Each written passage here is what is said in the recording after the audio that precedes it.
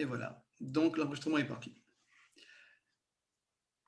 Et voilà, donc bonjour à toutes et à tous, donc bienvenue à cette présentation du Portugal. Donc à la demande de Kioni, nous sommes heureux de vous accueillir aujourd'hui et de vous parler donc de la destination. Nous allons faire un petit topo sur on commence par une petite introduction sur l'actualité, la situation Covid et surtout la situation qui concerne le marché français. On va en parler. Sur le plan de déconfinement, puisqu'au Portugal, il y a un plan de déconfinement et je vais aussi vous en dire un ou deux petits mots en introduction. Et puis ensuite, nous partirons sur une présentation globale, d'abord en décrivant comment est réparti le Portugal avec les différentes régions, les 5 régions continentales, les archipels des Açores et de Madère. Et puis ensuite, nous avancerons sur des idées, on va dire des idées clés que vous pourrez réutiliser lorsque vous avez les clients en face. Voilà, comment parler du Portugal et quels sont les éléments à mettre en avant du Portugal. Et puis aussi pour vous familiariser avec quelques thématiques, quelques idées autour du tourisme durable, du cyclotourisme, de l'énotourisme, tourisme culturel, etc., etc. Nous restons à tout moment à votre disposition. N'hésitez surtout pas à intervenir en signalant ou en écrivant sur le petit chat, la petite fenêtre sur le côté là, pour vous poser vos questions. Et nous essaierons donc d'y répondre soit à tout moment pendant la présentation, soit en fin de présentation, comme vous le souhaitez. Ça reste interactif, convivial, décontracté. N'hésitez surtout pas, c'est une discussion entre amis que nous allons avoir aujourd'hui. Alors, je vais lancer la petite présentation. Et hop, partager écran.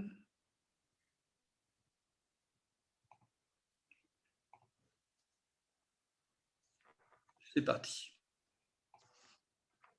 Alors, d'abord, est-ce que vous voyez bien? Tout le monde voit bien? Oui. Oui, oui, très bien. Alors, je commence par vous présenter l'équipe, puisque nous sommes composés donc à Paris de 4 personnes pour la partie de la promotion touristique. Il y a Rui Amaro, Antonio Gonçalves et Anne-Sophie Dacruz, et puis moi-même, donc Jean-Pierre Piniro. Nous sommes tous les 4 aujourd'hui présents, donc n'hésitez pas aussi à interagir avec Anne-Sophie, Antonio ou Rui. Et à la fin, on vous donnera nos contacts et nos emails directs. Alors d'abord, concernant le confinement au Portugal et concernant notamment la situation aujourd'hui qui fait que la France est jusqu'au 15 avril en liste rouge, on va dire cela comme ça, ce qui veut dire que tout Français qui se déplacerait au Portugal aujourd'hui est obligé à un confinement, à un isolement, une quarantaine, comme on dit, pendant 14 jours.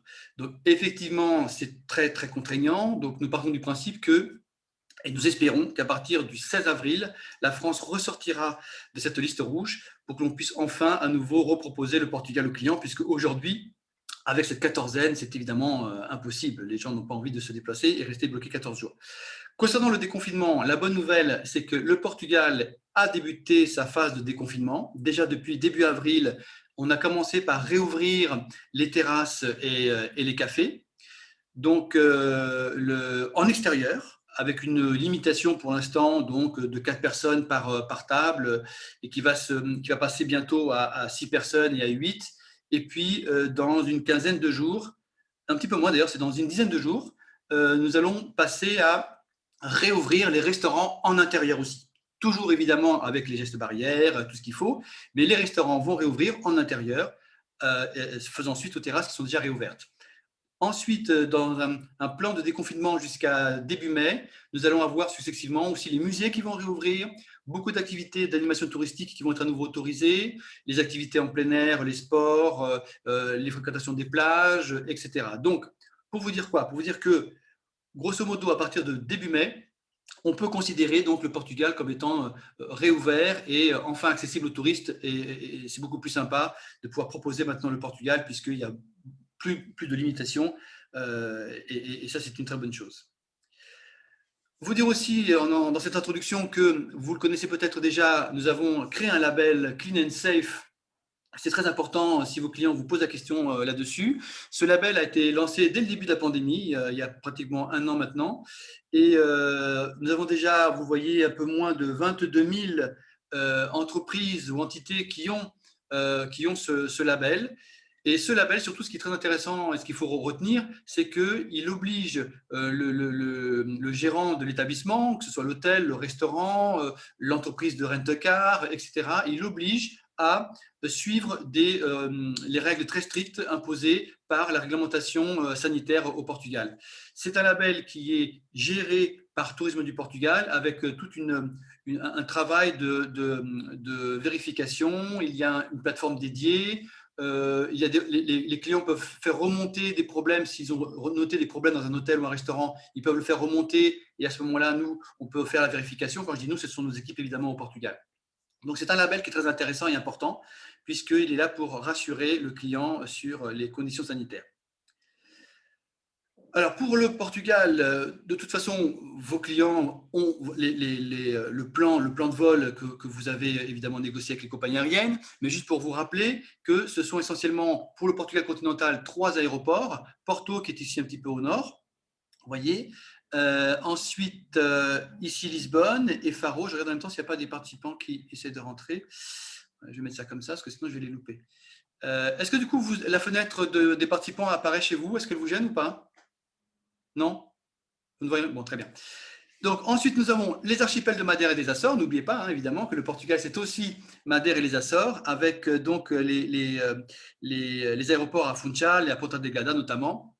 D'autant plus que les Açores ont maintenant un vol direct programmé par la SATA Airlines. Nous sommes desservis par beaucoup de compagnies, mais ça, de toute façon, c'est ce que vous avez en machine, c'est ce que vous avez dans vos brochures, et c'est on va dire les compagnies que vous avez négociées pour l'aérien. Donc, je ne vais pas revenir et m'attarder dessus. Alors, le Portugal, c'est 7 régions touristiques, 5 continentales et les archipels des Açores et de Madère. Donc, on va y revenir concrètement région par région, mais pour que vous ayez une idée, pour ceux qui n'ont pas vraiment une visibilité sur la géographie du Portugal, donc vous avez Porto et le nord, comme son nom l'indique, est au nord. Voilà, cette partie-là ici. Vous avez Centro de Portugal, là aussi, comme son nom l'indique, c'est le centre du Portugal. Ensuite, vous avez la grande région de Lisbonne, ici, l'Alentejo et l'Algarve, tout au sud. Et puis les archipels des Açores et de Madère. Commençons par Porto et le nord. Donc, c'est une région qui est très contrastée avec le reste du pays. On est beaucoup plus sur des couleurs granit, une influence wisigothe, alors que vous verrez dans les régions plus du centre et du sud, on est plus sur une influence mauresque. Les Arabes sont restés au Portugal 5 siècles, un peu comme en Andalousie, on retrouve ces villages blancs, ces couleurs très blanches. Au nord, on est dans une ambiance complètement différente, on est beaucoup sur le granit, des couleurs plus grises, les azulejos bleus et blancs que vous connaissez. Et puis, nous avons aussi une région montagneuse. C'est vraiment une région avec la région centre où on trouve les plus hauts sommets du Portugal et on trouve les parties les plus vallonnées et les plus montagneuses. Quand on parle de Porto, si vos clients vous parlent de cette région, ou si vous devez en parler avec vos clients, évidemment, on pense à Porto, la ville de Porto, hein, qui est une ville qui plaît beaucoup aux Français d'ailleurs, qui est classée au patrimoine mondial de l'UNESCO, etc. Mais c'est aussi la vallée du Douro. La vallée du Douro, c'est cette vallée où l'on trouve tous les vignobles des vins de Porto. Donc, sachez-le, pour ceux qui ne connaissent pas, à Porto, on trouve effectivement les caves de vins de Porto qui peuvent se visiter, qui sont d'ailleurs au programme donc, dans vos brochures. Mais le vignoble, toutes les propriétés viticoles se trouvent dans la vallée du Douro, qui longe ici quand on part de Porto, puis qui longe comme ça en direction de l'Espagne, et qui traverse tous ces paysages magnifiques. On voit ici une photo, vous voyez ici un petit peu au centre, la vallée du Douro, d'ailleurs, la vallée du Douro qui est classée patrimoine naturel de l'UNESCO. Quand on parle du nord, on parle aussi du Minho. Le Minho, c'est cette région un peu plus en haut, vers la frontière espagnole, où l'on trouve Viana do Castelo, où l'on trouve Braga, Guimarães, qui est le centre, le berceau de la nation, c'est là qu'est né le Portugal. C'est une très petite ville. Vraiment, je vous conseille dans vos circuits de proposer de bien mettre en avant cette ville que vous proposez déjà, parce que c'est une petite ville à taille humaine où l'on se balade dans les rues piétonnes, classées aussi au patrimoine mondial de l'UNESCO. C'est très mignon et ce n'est qu'à 3/4 d'heure de route de Porto, 1 heure, on va dire, maximum de route de Porto. Quand on parle du nord, il y a aussi Braga, qui est une très très belle ville avec un sanctuaire, le sanctuaire Bon Jesus, peut-être que certains connaissent ce sanctuaire avec ce très très bel escalier, énorme escalier avec ses azulejos. C'est vraiment un lieu très, très, très sympa. Vous avez Viana do Castelo aussi, qui est tout un peu plus au nord ici, qui est très jolie. C'est une ville vraiment agréable aussi à visiter. Donc, dans un circuit du nord du Portugal, ce que font souvent les clients, c'est ça. On part de Porto, on fait la vallée du Douro, on remonte vers Braga, vers Viana do Castelo et vers Guimarães, qui est à peu près ici, à côté de Braga. Et donc voilà, ça c'est pour la région nord. Alors, comme les images parlent mieux que les discours, je vais vous passer un petit film de à peine 1 minute à chaque fois pour chaque région.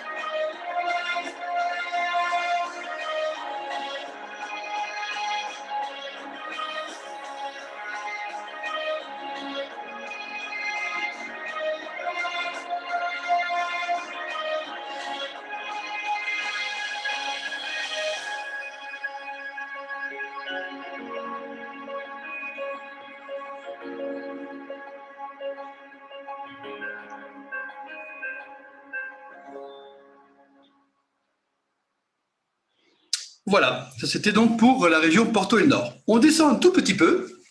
Vous voyez ici tout en haut, on voit la carte du Portugal. Hein. Donc on redescend un tout petit peu, on est dans la région centre. La région centre est une région très très riche où l'on trouve énormément de monuments, notamment classés au patrimoine mondial de l'UNESCO, et des villes emblématiques comme Coimbra. Coimbra d'ailleurs qui est une ville qui est énormément prisée par les Français. D'ailleurs, souvent, les Français qui visitent le Portugal et qui visitent un petit peu les différentes régions du pays disent qu'entre Coimbra et Évora, on verra plus tard dans la région un peu plus au sud, en Alentejo, sont parmi les deux villes que les Français préfèrent au Portugal. Outre évidemment Porto-Lisbonne, hein, mais en mettant Lisbonne et Porto de côté, Coimbra et Évora sont deux villes vraiment très très charmantes. Vous avez ici quelques photos, donc on voit Alcobaça. Il y a aussi Peniche qui est un endroit très très joli sur la côte, avec les îles Berlangas. Vous avez Aveiro, que l'on considère, beaucoup appellent la petite Venise, parce que c'est une ville avec des canaux, on peut se balader avec des bateaux, c'est très très mignon, et c'est vraiment tout à côté de Porto, hein, puisque on ne voit pas sur le plan, mais sur ma petite flèche, vous voyez ici, Porto se trouve juste ici, hein, tout petit peu là, voilà. Et puis vous avez Aveiro qui est juste un petit peu au sud, donc à peine 30 minutes, une vingtaine de minutes, 30 minutes de Porto. Ensuite, vous avez la Serra da Estrela. Donc, la Serra da Estrela, c'est un petit peu ici au centre. C'est la montagne, la montagne portugaise, on va dire, où on trouve vraiment des petits villages perchés dans la montagne. C'est très, très vert, c'est très, très beau. Il y a de très beaux circuits à faire. Il y a beaucoup de thermes, beaucoup de thermalisme dans cette région, de très beaux hôtels en espace rural. C'est vraiment une région très, très chouette à découvrir. Vous avez donc les sites comme Coimbra, je l'ai dit, Tomar, classé au patrimoine mondial de l'UNESCO, Batalha, Alcobaça, etc. Donc, ce sont des monuments que j'ai vus dans votre programmation, évidemment, qu'on retrouve dans vos circuits itinérants dans cette région du Portugal. C'est vraiment une zone où l'on a beaucoup, beaucoup de circuits, fly and drive et circuits touristiques en car ou en groupe ou en individuel, parce que c'est vraiment une région qui concentre énormément de patrimoine culturel et historique. Après, vous avez les petits villages comme Nazaré. Donc Nazaré, dont on parle beaucoup, on connaît pour son village de pêcheurs. On connaît de plus en plus aujourd'hui aussi avec tout ce qui a été médiatisé autour de Nazaré concernant cette grande vague. Je ne sais pas si vous avez vu déjà des images sur Internet ou à la télé sur les records du monde des plus hautes vagues surfées. C'est à Nazaré que ça se trouve. C'est un endroit où on retrouve tous les surfeurs du monde entier d'ailleurs. Et puis, bien évidemment, il y a aussi le sanctuaire de Fatima qui se trouve dans cette région centre du Portugal. Alors, je lance aussi le petit film.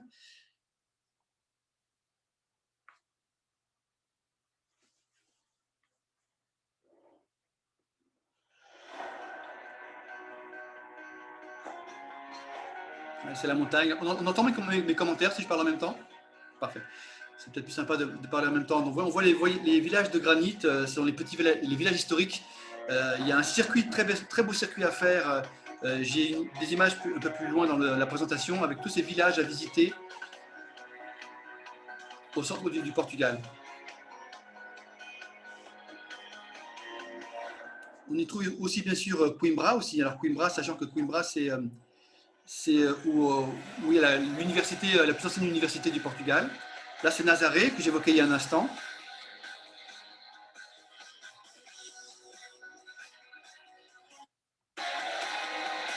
Laissez un peu le son.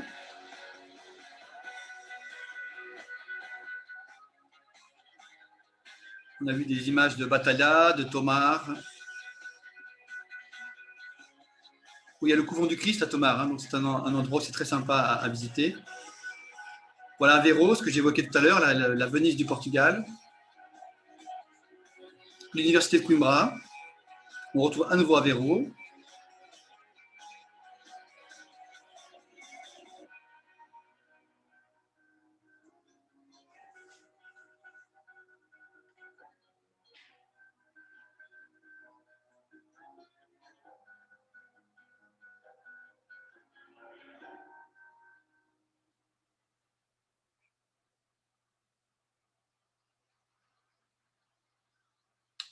Voilà, donc vous avez vu la région de centre, hein, donc beaucoup de nature, montagne, village historique, et puis les lieux emblématiques comme Coimbra notamment et Aveiro, la petite Venise portugaise.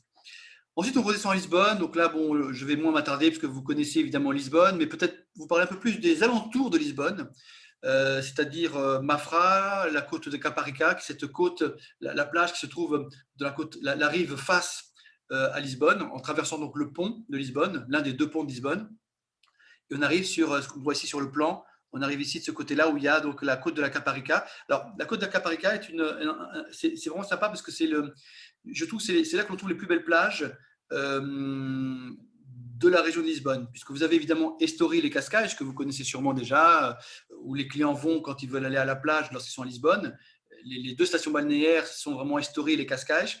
Et on pense très peu souvent à la côte de la Caparica, qu'on voit ici, qui est de l'autre côté, il faut traverser le pont. Et moi, vraiment, je le conseille parce que vous trouverez beaucoup moins de touristes. Et ce sont des plages plus authentiques. Donc, ça vaut le détour. Je vous le conseille vivement. Donc, si vous en parlez à vos clients, s'ils se trouvent à Lisbonne, suggérez-leur d'aller aussi sur les plages de Costa da Caparica. En plus, il y a plein de bars sur le sable, de terrasses de café. C'est très agréable. On va passer un petit film.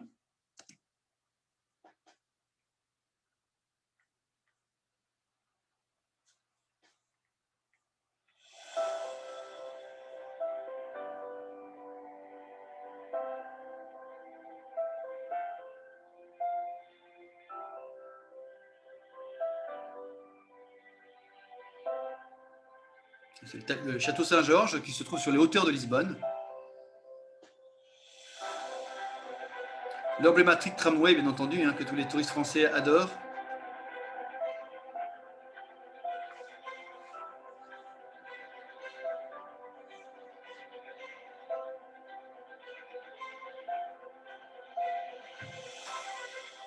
Ça, c'est le pavillon Atlantique. En fait, c'est l'ancienne zone de l'expo, où maintenant on trouve l'Océanarium de Lisbonne notamment. Et beaucoup de restaurants, de terrasses, c'est un lieu très vivant. Là, donc, c'est autour de Lisbonne.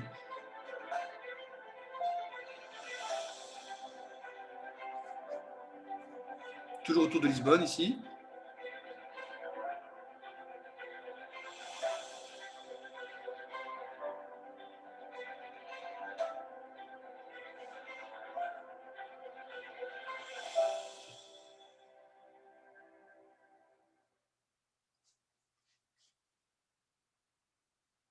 Voilà. Ensuite, quand on est donc un petit peu au sud de Lisbonne, on arrive dans la région de l'Alentejo.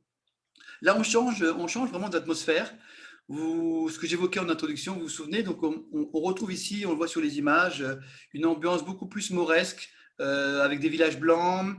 C'est la région où l'on trouve la plupart des villages fortifiés. Donc, de tous ces beaux villages historiques fortifiés, on voit ici quelques exemples. Vous voyez donc des villages fortifiés comme Monsaraz, Mertola, il y en a tout un tas. Et tous ces villages, en plus, peuvent se visiter à courte distance, puisque nous sommes sur des distances relativement réduites. Le Portugal est un petit pays et on peut vraiment sillonner dans des circuits, soit en fly and drive, soit dans les circuits que vous organisez déjà en groupe. Eh bien, on peut vraiment aller de village en village sans faire beaucoup de route. Il y a l'emblématique ville d'Evora, qui est aussi classée au patrimoine mondial de l'UNESCO. Evora, je le disais, c'est une ville vraiment que les Français adorent. Je connais vraiment peu de Français qui aient visité Evora, qui ne soient pas tombés sous le charme. C'est une petite ville avec un centre historique piéton. Nous sommes à 3/4 d'heure, 1 heure de route de Lisbonne. Vous voyez, donc les distances sont courtes, hein, comme je vous le disais. Et c'est vraiment une ambiance complètement différente du centre ou de Lisbonne et encore plus du nord du Portugal. C'est vraiment un contraste avec le reste des régions. Vous avez en Alentejo, on n'y pense pas souvent et il faut le rappeler aux clients, le Portugal a beaucoup de kilomètres de côte atlantique et l'Alentejo, on voit ici, est aussi évidemment bien desservi en côte et en plage. Il y a quelque chose qui revient souvent aujourd'hui dans les demandes des touristes, qui est l'envie, le besoin d'espace, d'aller à la plage, oui, mais avec le Covid, ils veulent des grands espaces, des plages où on n'est pas les uns sur les autres. Et justement, beaucoup au Portugal, que ce soit dans la côte nord qu'on a vu tout à l'heure, que ce soit la côte de Lisbonne, je parlais tout à l'heure de la Costa de la Caparica, mais aussi en Alentejo, il y a de très très belles plages avec de grands espaces et ça c'est quelque chose qu'il faut rappeler aux clients. Il y a notamment Comporta. J'ai rajouté un slide ici sur Comporta parce que c'est quelque chose que les Français connaissent beaucoup. On entend beaucoup parler de Comporta à la télévision, dans la presse écrite. Donc, c'est juste, je vais vous le montrer, c'est un petit peu, quand vous êtes ici en Alentejo, donc on ne voit pas très bien ici. En fait, c'est tout au début, après, il y a la péninsule qu'on appelle la péninsule de Troia. Et c'est dans cette zone-là, en fait, donc se trouve cette énorme plage, immense plage qui est préservée parce que, fort heureusement, pendant très très longtemps, tout cet espace appartenait à un riche propriétaire, en fait, donc, et ça a été classé réserve naturelle. Donc, par chance, dans les années 80, 90, 2000, il n'y a pas eu de construction d'hôtels, de bétonnage sur cette côte. C'est ce qui fait toute la beauté et ce qui rend ce lieu assez unique en Europe, il faut le dire, si près d'une capitale, un lieu comme cela, si préservé, je pense pouvoir dire que c'est unique. Et c'est pour ça que c'est très demandé par les Français notamment. On voit ces petits hôtels, ces petits restaurants en bord de mer. Ici à droite, c'est un exemple de restaurant où on mange du poisson frais, c'est fabuleux. Et puis vous avez ce genre de petit hôtel très très cosy, très très charmant. Ce ne sont pas des grandes constructions, du grand bétonnage. Il y a beaucoup de charme. Donc voilà, Comporta, je voulais vous en toucher un petit peu, enfin vous en dire 2 mots. On lance la petite vidéo.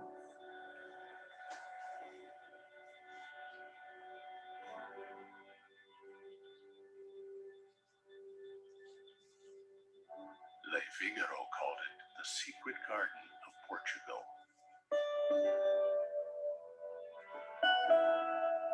The Guardian described it as the most stunning coastline in Europe. A region of unparalleled beauty and authenticity, according to the New York Times.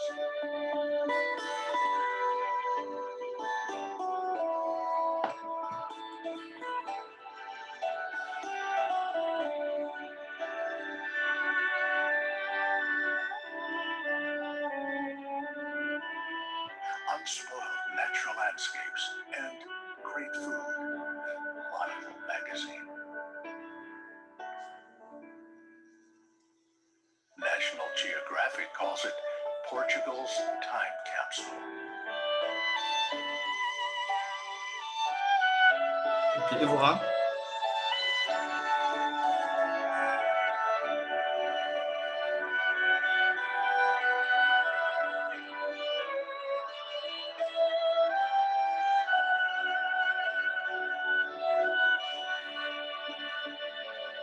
let me tell you a secret. We call it Alentejo. Voilà, donc l'Alentejo, je reviens un petit peu en arrière. Hop,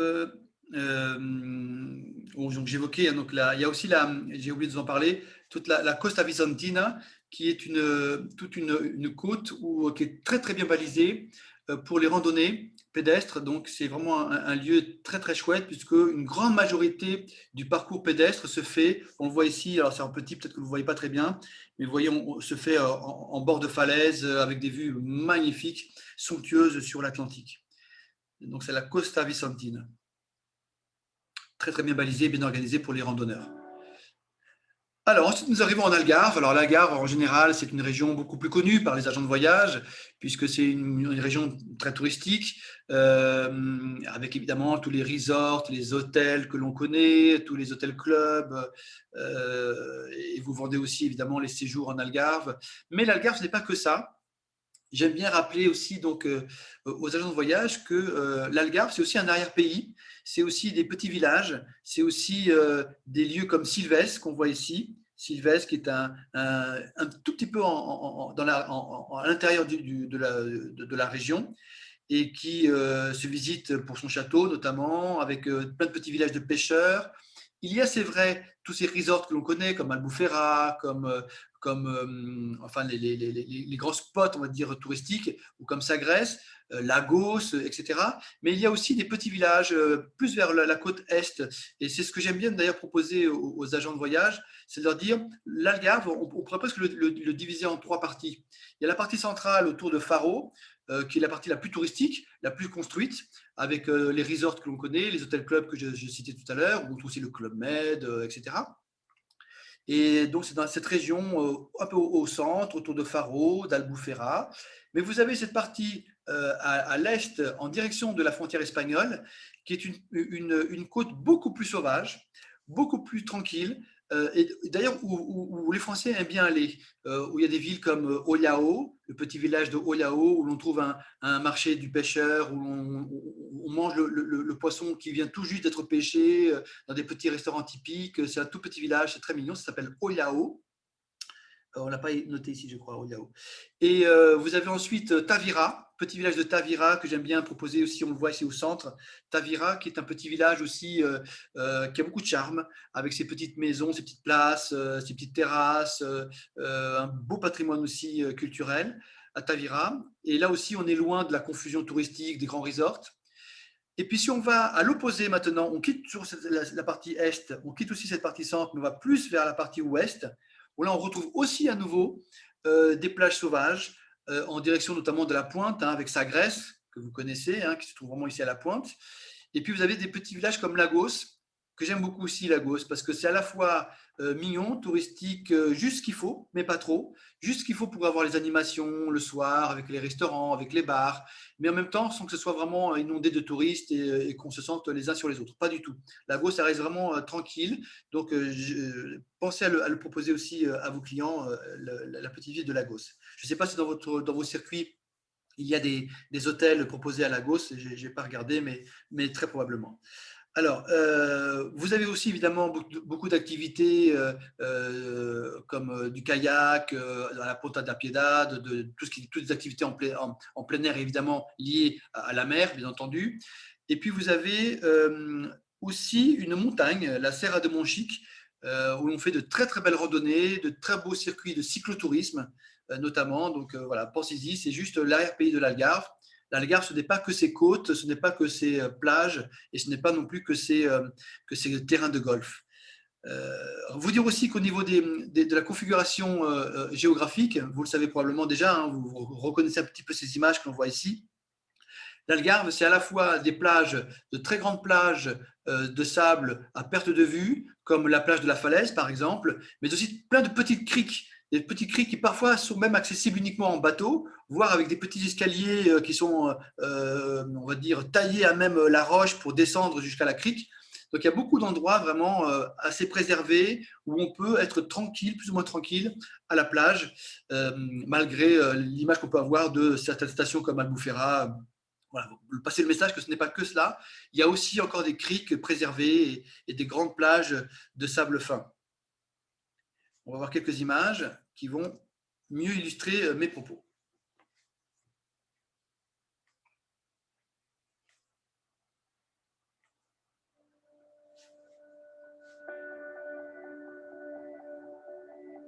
Vous voyez, c'est la plage de la Falaise. Vous voyez, c'est une énorme étendue de sable. On ne peut pas dire qu'on soit les uns sur les autres et c'est très important, surtout en période Covid. Les fameuses criques que j'évoquais, très escarpées, avec ces falaises couleur ocre, qui font tout le charme de la région de l'Algarve. Les villages blancs que j'évoquais tout à l'heure, on voit vraiment une influence mauresque que j'évoquais, et c'est bien différent des villages du centre et du nord du Portugal.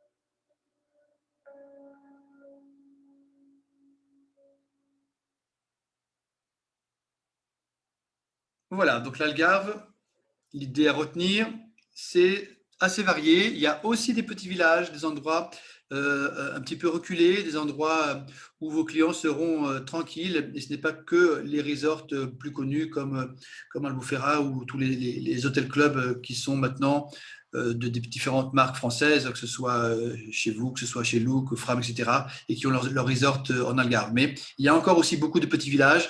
Et moi, je conseillerais vraiment toute cette côte est, je le disais, en direction de l'Espagne, avec notamment Olhão, Tavira, et à l'opposé, vers le côté ouest, le petit village de Lagos notamment.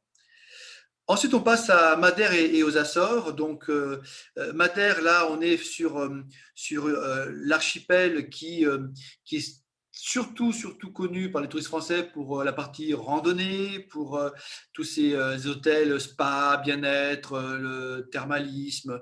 Alors, l'île de Madère a très longtemps souffert d'une idée, d'une image, d'une destination pour retraités ou pour personnes âgées. Donc, c'était surtout les groupes seniors. Et c'est vrai qu'on a beaucoup vendu Madère auprès des groupes seniors parce qu'en fait, les seniors qui ont le temps de voyager toute l'année, eh bien, aller rechercher le soleil, le climat estival toute l'année, puisqu'on a un climat printanier, estival toute l'année. Il n'y a pas d'hiver à Madère. Et c'est ça aussi qu'aller rechercher, donc, notamment les retraités.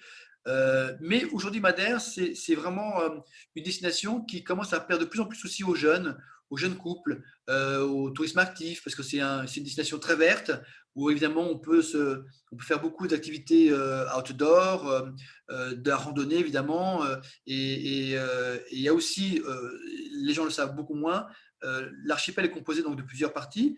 Il y a notamment la partie centrale, principale de l'île de Madère, mais il y a aussi l'île de Porto Santo, qui est une véritable île-plage. Parce qu'on ne connaît pas finalement Madère pour ses plages, alors qu'à Madère, il y a l'île de Porto Santo, qui a une plage qui fait, je crois, 11 ou 9 km de sable doré, qui est magnifique. On voit ici un petit peu sur la partie ici, juste au sud. C'est donc, on ne voit pas très bien. Je crois que dans la vidéo que je vais vous passer, on va voir quelques images de Porto Santo. Donc voilà, c'est une très belle plage de sable fin. Donc pensez-y aussi, Madère, on peut proposer aussi aux clients des combinés, découverte randonnée, découverte village, balade dans Funchal, dans les petits villages montagneux, mais aussi la plage avec Porto Santo. Vous dire aussi qu'il y a beaucoup de piscines naturelles, notamment à Porto Moniz. Donc, c'est des endroits où finalement on se baigne dans l'eau de mer. Ce sont des piscines naturelles faites avec les rochers, etc. Et donc, ça permet d'être à la fois dans la mer, mais dans un espace sécurisé, notamment pour les familles et les enfants, puisque ce sont de véritables piscines. Alors, petite vidéo.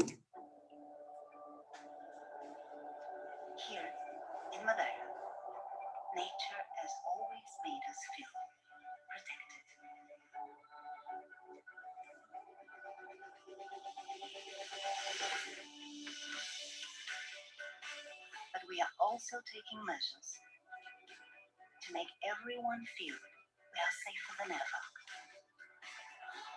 Safe to relax.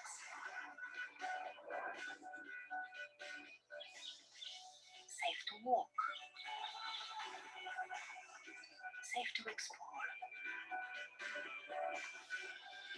Safe to taste. Safe to celebrate. We are still here for you. So feel free to visit Madeira. We are safe to discover. Voilà, je regarde, c'est pas. Non, personne, excusez-moi. Non, ça va. Hop. Pardon. Alors, ensuite, qui dit archipel portugaise dit donc Madère, mais aussi les Açores. Alors, les Açores qui est composé donc de 9 îles différentes. Donc, j'ai une petite, je vous ai mis ici une petite carte. Après, les personnes pourront voir ça plus tranquillement hein, lorsqu'elles feront le replay. On pourra également vous envoyer la présentation, le document lui-même, hein, si ça intéresse quelqu'un, le PowerPoint. Donc, on a mis ici quelques exemples. Voilà, donc Terceira, San Miguel, Santa Maria, Corvo, Saint-Georges, l'île de Pico. Alors, les Açores, c'est très connu pour notamment l'observation des cétacés. Hein, c'est l'endroit vraiment par excellence, même si on en trouve aussi à Madère, hein, des dauphins, des baleines, mais quand même beaucoup moins fréquemment qu'aux Açores. Notamment ici, dans cette partie-là, au sud de Corvo, entre Corvo et Flores, où on a vraiment énormément de chance de croiser des baleines. Alors, les dauphins, c'est au quotidien, hein, c'est quasiment à chaque sortie en bateau, on va trouver des dauphins. Et les baleines très régulièrement aussi, pour des raisons naturelles, elles se retrouvent une bonne partie de l'année ici sur ces fonds de l'Atlantique autour des archipels des Açores. Il y a évidemment plein de visites organisées donc pour aller observer les cétacés. Il y a donc le vol direct, je l'évoquais tout à l'heure. C'est une opportunité parce que pendant très longtemps, on était obligé de passer par Lisbonne ou Porto avec des vols via. Aujourd'hui, il y a des vols directs, donc autant en profiter. C'est aussi une île qui est très fleurie, évidemment. C'est très réputé pour sa faune, sa flore. Et vous avez notamment une bonne partie de l'année donc des fleurs endémiques, mais aussi, enfin, c'est très coloré et c'est ce qui plaît beaucoup, on va dire, aux clients qui vont aux Açores. Il y a aussi, et c'est beaucoup moins connu, un vin à Pico. Donc, il y a aussi des propriétés viticoles à visiter. Et c'est quelque chose que l'on aime bien proposer aussi aux clients parce qu'ils méconnaissent cette partie énotourisme des Açores. Vous avez après des lieux très connus comme la Marina Ponta Delgada notamment. Vous avez le fameux Peter's Bar, qui est ce bar emblématique où les marins du monde entier se retrouvent. Et c'est évidemment aussi un spot très touristique donc, à proposer aux clients. On va voir un petit film.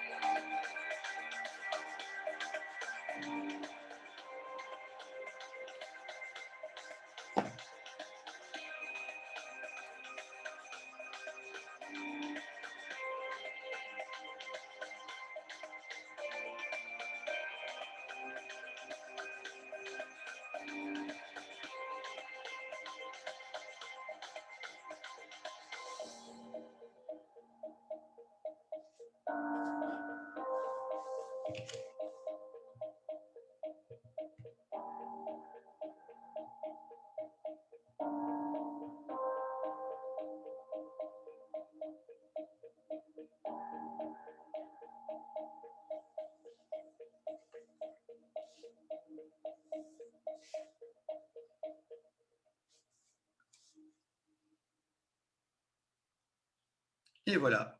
Donc, c'était le petit tour en images de cette région. Alors, maintenant, dans cette dernière partie, je vais juste faire aussi un petit, vous présenter un petit aperçu des grands thèmes. Alors, on a évoqué les différents paysages. C'est important de signaler, donc l'idée c'est de passer ce message que le Portugal est un petit pays, mais du nord au sud, il y a une diversité de paysages à courte distance. On a vu les plages au sud qui sont très escarpées et très emblématiques de la région sud de Algarve, avec ces falaises couleur ocre. Vous avez dans la région plutôt atlantique autour de Lisbonne, au sud de Lisbonne, on a vu comme Comporta ou comme la baie de Setúbal, où là on a des grandes étendues de sable en pleine nature, parce que d'ailleurs la région de Setúbal, avec cette baie de Setúbal, est un parc naturel, donc il n'y a pas de construction. Vous voyez, on voit juste la forêt derrière la mer. Il n'y a pas de grands hôtels, il n'y a pas de bétonnage. Il y a encore de très très belles côtes préservées au Portugal.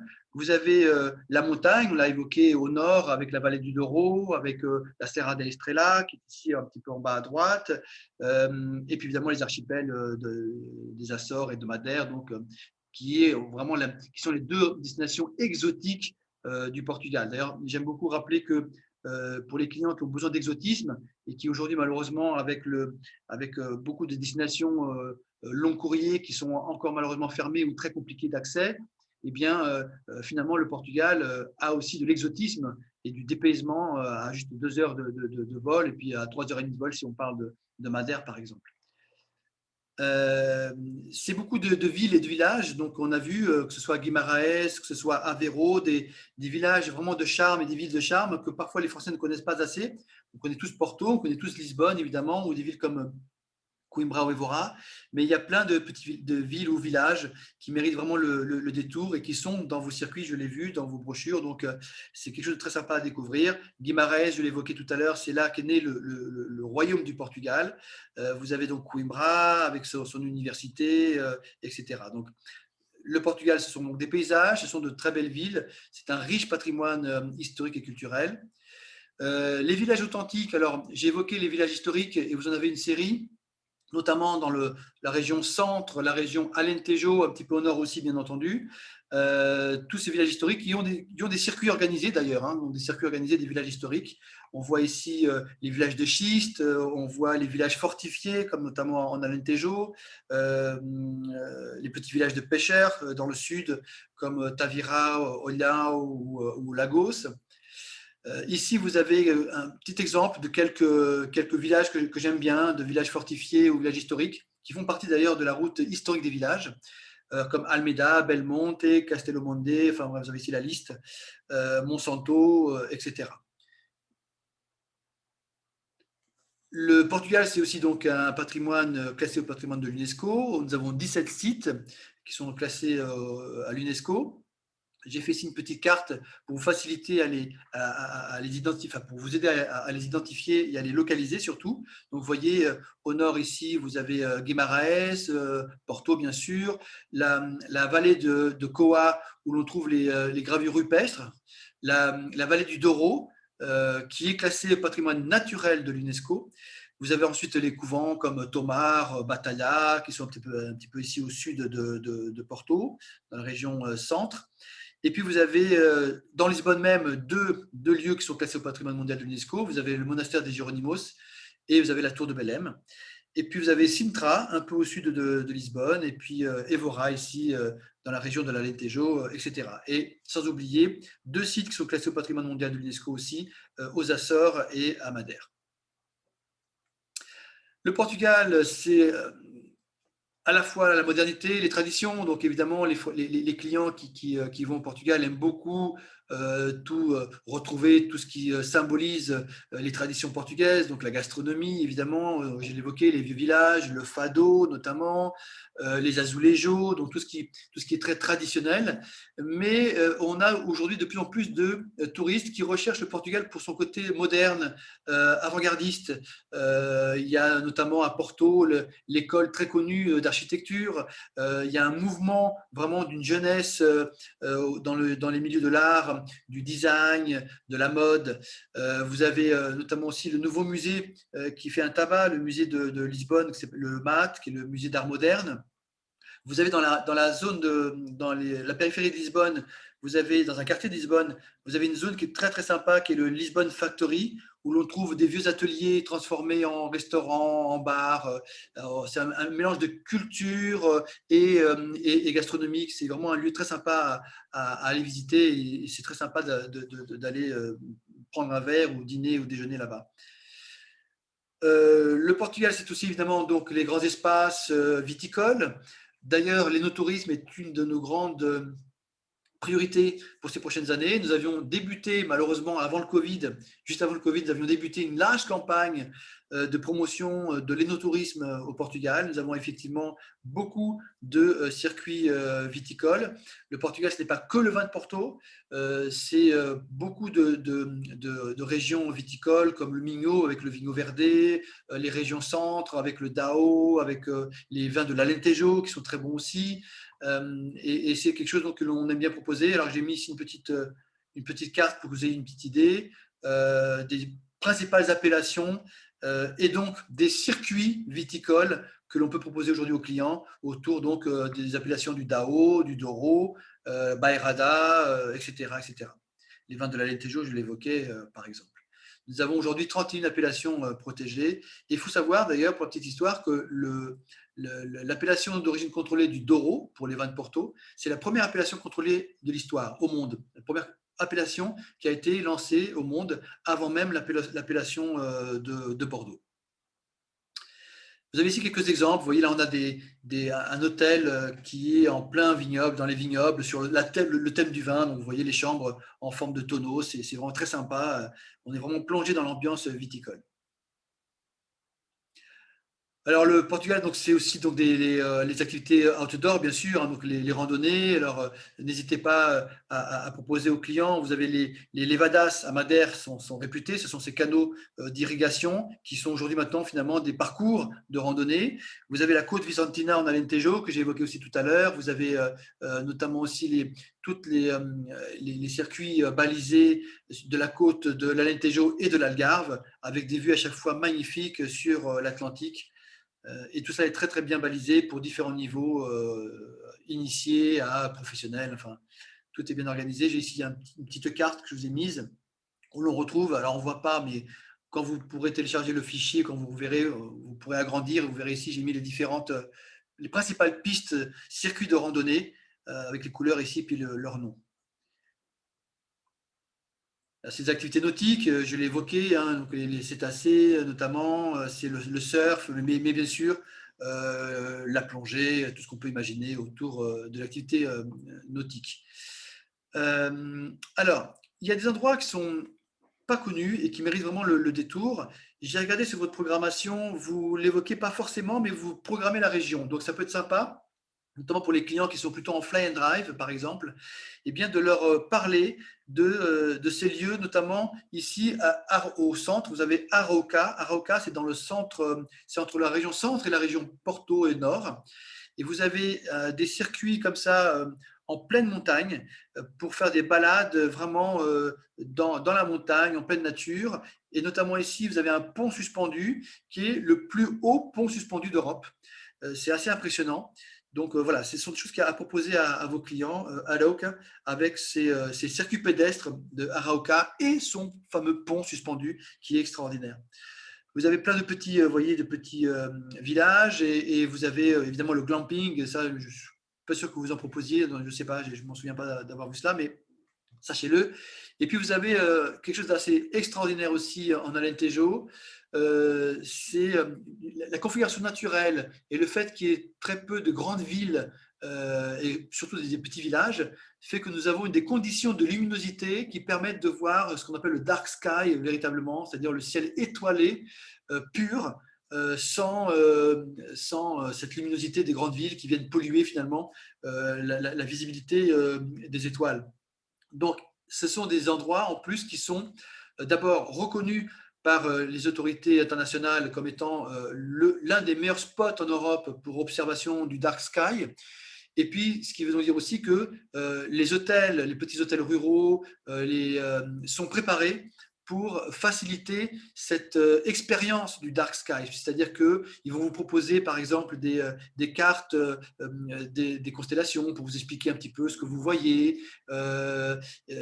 Volontairement, les villages éteignent les lumières la nuit, les lumières publiques, pour faciliter cette visibilité du dark sky. Donc voilà, c'est un spot du dark sky vraiment intéressant, et c'est quelque chose d'assez unique à proposer aux clients qui se rendraient dans vos circuits de l'Alentejo, dans des fly and drive ou des circuits organisés. Pour terminer, rappelez, c'est important, que le Portugal veut être une destination durable.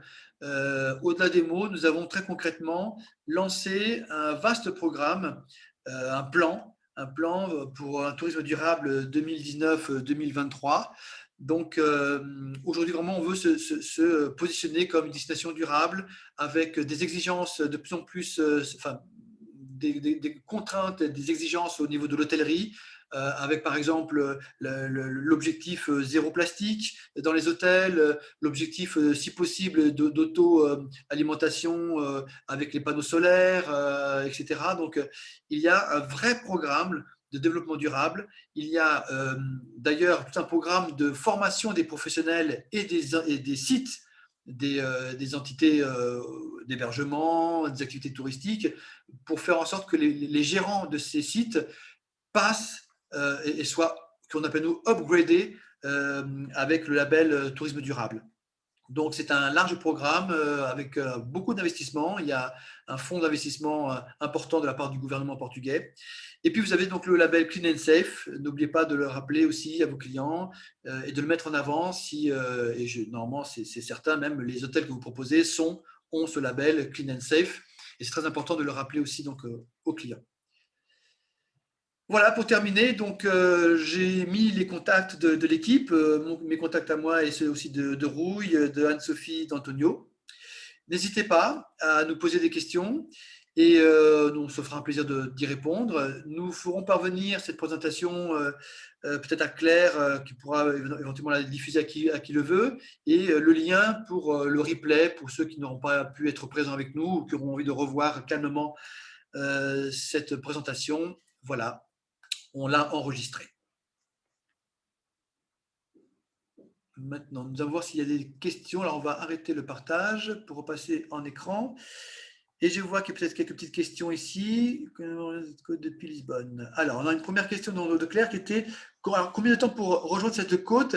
Vous parlez de quelle côte, Claire? Anne-Sophie m'a répondu entre-temps. Il s'agissait de la côte au sud de Lisbonne, en fait. C'est la réponse, d'accord, parfait.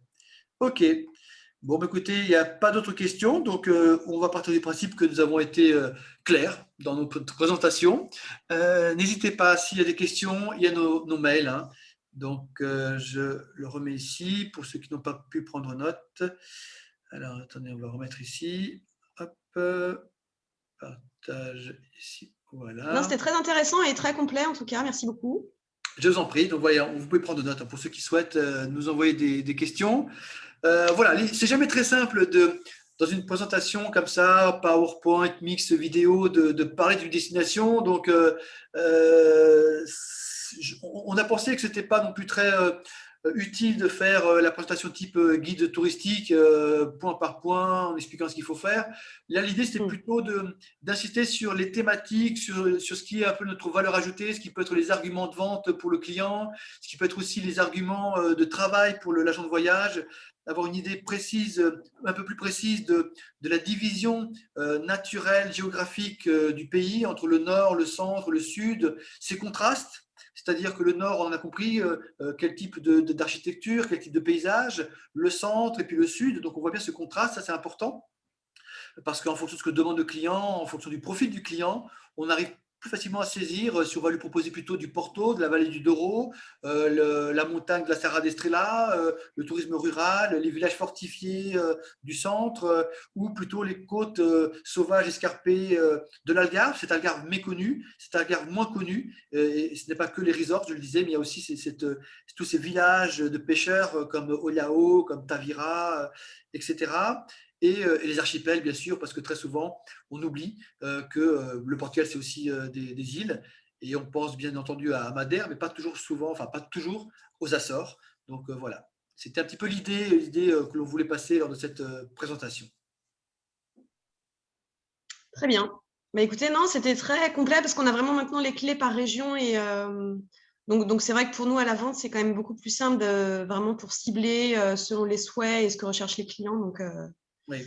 Et puis, c'était super, merci beaucoup. Je vous en prie. Et puis surtout, de se rappeler qu'il y a un plan de déconfinement, donc de suivre l'actualité ou nous envoyer des mails s'il y a besoin de plus de clarté ou de précision là-dessus. Mais ce qu'il faut retenir, c'est qu'on croise les doigts, hein, si la situation ne s'empire pas, c'est qu'à début mai, le Portugal sera déconfiné avec l'ensemble des activités, on va dire, touristiques accessibles, plus ou moins accessibles, c'est-à-dire notamment les musées. Ça, c'est important parce qu'il y a beaucoup de destinations qui sont encore fermées aux musées. En France, j'en parle même pas. Il n'y a pas d'annonce encore de fait par le gouvernement pour une réouverture des restaurants, des hôtels et encore moins des musées. Et là, au Portugal, début mai, nous aurons donc déjà les musées ouverts. Et d'ores et déjà aujourd'hui, nous avons les restaurants, les terrasses qui réouvrent parce que la situation sanitaire s'est améliorée, parce qu'il y a eu un confinement très, très sévère et suivi par les Portugais pendant 2 mois. Et fort heureusement, du coup, ça a payé. Et on croise les doigts pour que cela continue à s'améliorer. La priorité aujourd'hui, c'est d'attendre cette décision qui sera prise ces prochains jours sur le fait que la France sorte de cette liste rouge. Pour la petite histoire, quand même, pour que vous compreniez pourquoi c'est en liste rouge, c'est parce que dans les décisions du gouvernement sur le Covid ont été les suivantes. C'est que les pays qui dépassent un seuil du taux d'incidence de plus de 500 cas par 100 000 habitants rentrent en liste rouge et donc ont cette obligation de quatorzaine obligatoire. Voilà. Sachant qu'évidemment, les tests Covid sont toujours obligatoires, quelle que soit la destination, quel que soit le marché émetteur, il faut le test Covid, mais il n'y avait pas de fermeture des frontières, etc. Malheureusement, la France a dépassé ce seuil, alors qu'en réalité, il faut même reconnaître qu'elle est en dessous de ce seuil, parce que les chiffres officiels de la France tournent autour de 400 cas par 100 000 habitants. Mais je dis malheureusement parce qu'en fait, les chiffres qui sont retenus par le gouvernement portugais sont des chiffres donnés par une entité européenne qui s'appelle l'ECDC, qui est le Centre de maladies, d'observation des maladies européens. Et ce centre-là met la France dans les pays qui ont plus de 500 cas par 100 000. On ne sait pas pourquoi, on ne sait pas où ils vont chercher leurs chiffres, peu importe. On espère que au 16 avril, ça sortira de cette liste. Donc, il faut suivre l'actualité. Sinon, envoyez-nous un mail, on vous tiendra informé. Mais on espère qu'à partir du 16 avril, donc ces prochains jours, eh bien, donc dans une semaine, un peu moins d'une semaine, eh bien, la France sortira de cette quatorzaine. Et à ce moment-là, rien ne bloquera le flux, du moins la visite du Portugal par les Français, puisque, je vous le répète, donc, les activités sont ouvertes, les frontières sont ouvertes. Et voilà, et donc vous avez en plus tout le plan de Clean and Safe pour tranquilliser le client sur les conditions sanitaires. Donc voilà, on espère que la saison va reprendre et que dans vos agences, eh bien, la vente du Portugal va pouvoir reprendre, au moins pour maintenant, pour l'été. Les vacances de printemps, maintenant, c'est un peu tard, c'est dommage. On avait beaucoup d'espoir sur ces vacances de printemps, mais il y a eu cette histoire de quatorzaine. Mais sinon, pour l'été, je sais que, on veut y croire et on a espoir que ça va reprendre pour le printemps et l'été. Maintenant, là, les départs vers la France, dès qu'il y aura donc cette décision après le 16 avril. Il y a des chances. Après, c'est vrai que nous, nos clients, le retour qu'on a, c'est qu'effectivement, de toute façon, à ce jour, ils ne sont pas prêts à opter pour des destinations long courrier. Donc, c'est vrai qu'il y a de fortes chances pour que l'Europe, cette année, marche bien, en tout cas cet été. Oui. Après, ça va dépendre aussi des conditions pour nous. Est-ce qu'on va aussi, en France, sortir de ce confinement et est-ce qu'on pourra voyager cet été? Mais c'est vrai que… Bon, voilà, si on arrive à sortir de tout ça, effectivement, je pense que le Portugal peut faire partie des destinations prisées par les Français cet été, c'est évident. Oui, vous avez raison, parce que j'ai oublié de l'évoquer, mais ça, évidemment, ça ne nous a pas échappé. Hein, on espère aussi que ce calendrier de déconfinement, j'évoquais début mai pour le Portugal, et ben, l'idéal, ce serait que cela aille aussi avec une décision du gouvernement français à fin avril d'arrêter le confinement, qui aujourd'hui, depuis un peu plus d'une semaine, effectivement, très concrètement, interdit de voyager. Parce que jusqu'alors, vous savez, ce n'était pas le cas. Il y avait une espèce de flou, une espèce de faille qui faisait qu'on avait cette limite aux 10 km et aux 30 km. Mais vous n'étiez pas interdit d'aller à l'aéroport, prendre l'avion et aller au Portugal ou en Italie ou je ne sais où. Cette faille a été comblée, si je puis dire, malheureusement, la semaine dernière avec ce nouveau décret qui est sorti, puisqu'ils ont maintenant ajouté le fait que pour se déplacer à un aéroport, il faut un motif impérieux. Donc, du coup, ça limite les possibilités de partir à l'étranger maintenant. Donc, il faut attendre, oui, le déconfinement en France, 2, que la France sorte de la liste rouge du Portugal, et ça, je l'espère, à partir du 16 avril. Donc, on va dire que début mai, si tout se passe bien, croisons les doigts, on sera peut-être en mesure de pouvoir relancer la machine. Ça marche. Voilà, ben merci beaucoup. Merci à vous. À vous tous. Merci à vous. Et au nom de toute l'équipe, Rouy, Anne-Sophie et Antonio, on vous souhaite une bonne continuation, beaucoup de courage pour cette reprise, et on espère que l'activité va revenir au plus tôt pour vous, pour toutes les agences CUNY, bien entendu. Merci beaucoup. À bientôt. Merci à tous. Merci. Au revoir. Au revoir. À bientôt. Au revoir. Au revoir. Au revoir. Au revoir.